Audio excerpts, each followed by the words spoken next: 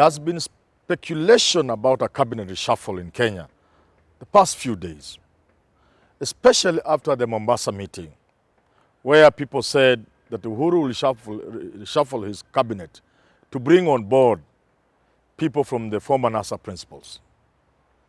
That has not happened. Uhuru has continued to be the Uhuru that he is. Even when we expected him to crack the whip, because people have been asking, if William Ruto is becoming this bold, this assertive, and talking at his boss, there are many things the president can do. Why can't he start by kicking out the Uhuru allies from cabinet and government? This he can do without reference to anybody and within the constitutional provisions, within the powers he has given to him by the Constitution of Kenya. So today I want to look at the Uhuru silence. Why is Uhuru silent? To a point, everybody seems to think, is he really in charge? Does he have the courage? How can your deputy behave the way William Ruto is behaving? And you behave as if either you fear him or you are scared of him. Why the silence? Let us address that silence.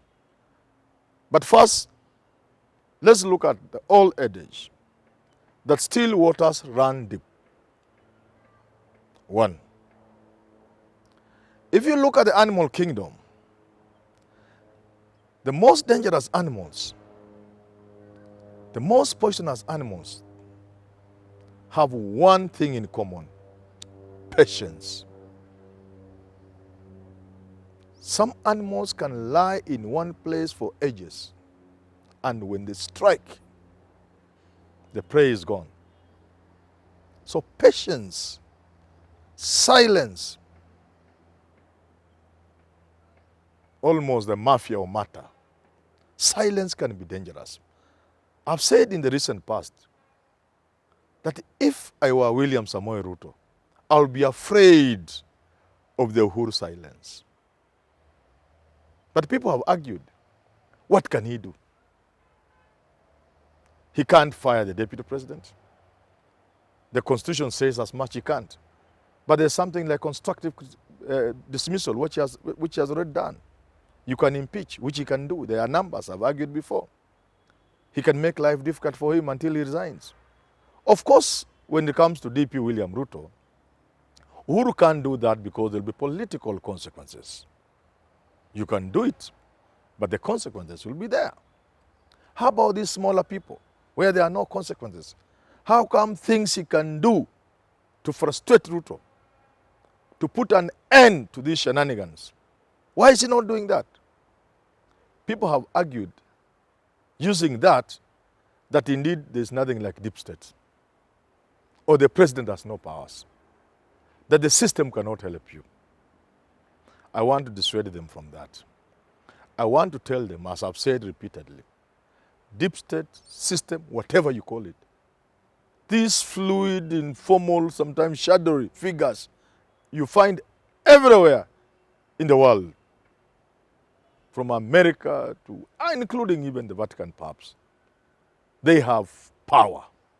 People have argued that if indeed the system had power, why did they win Kiamba, Juja, and a host of other places where Jubilee has lost, or where ODM has lost, despite the support from the system?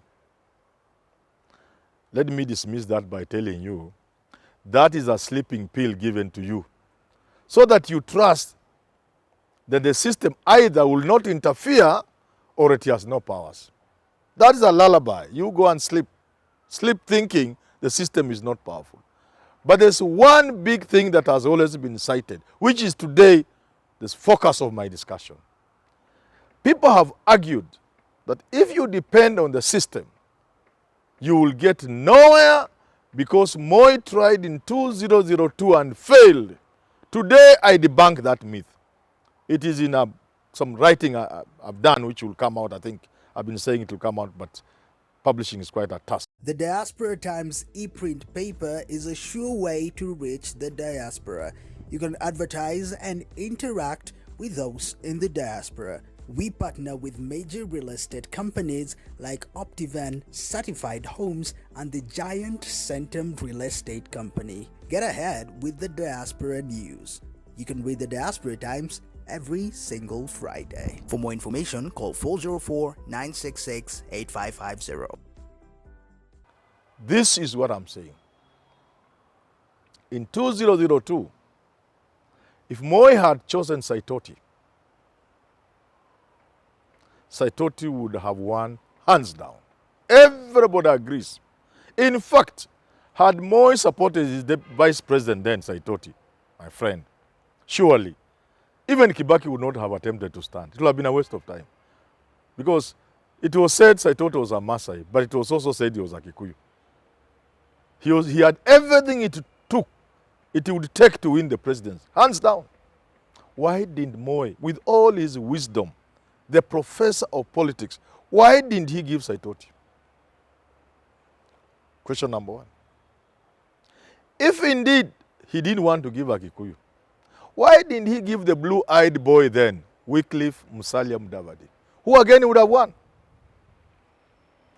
The only person you could talk about 50-50 was Raila then. Either Raila could have won or have lost.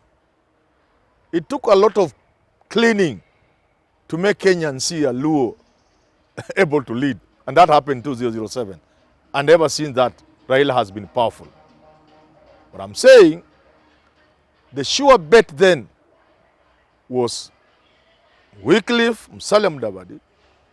The most sure then was George Saitoti. Even Kalonzo stood a chance better than Uhuru Kenyatta. So why do you think Moi, with all his wisdom, didn't see that?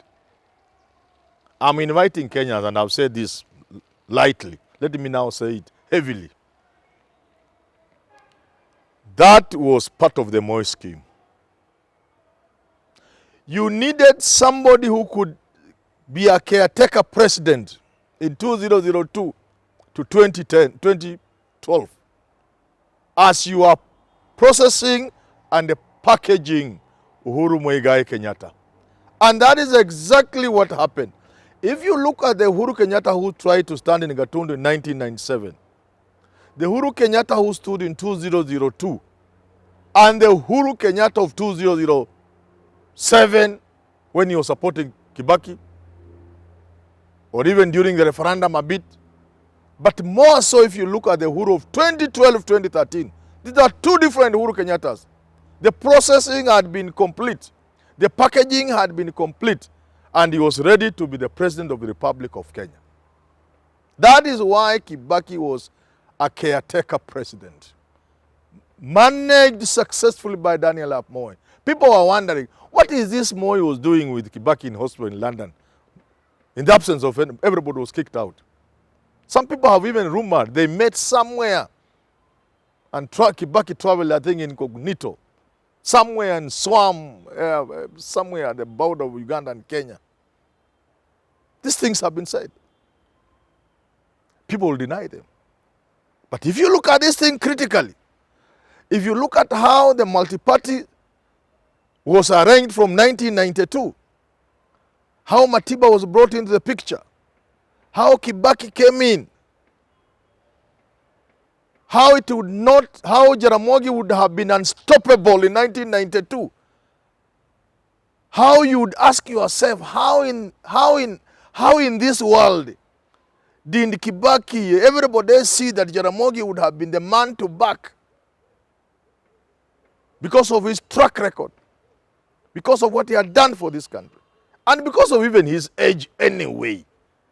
We are all mortal. Don't you find it difficult to believe that in 1992 all these gentlemen couldn't see if they backed Jaramogi, that was game shot? All these things were stage managed, including propping up Matiba. You saw when he came from London. There was a standstill.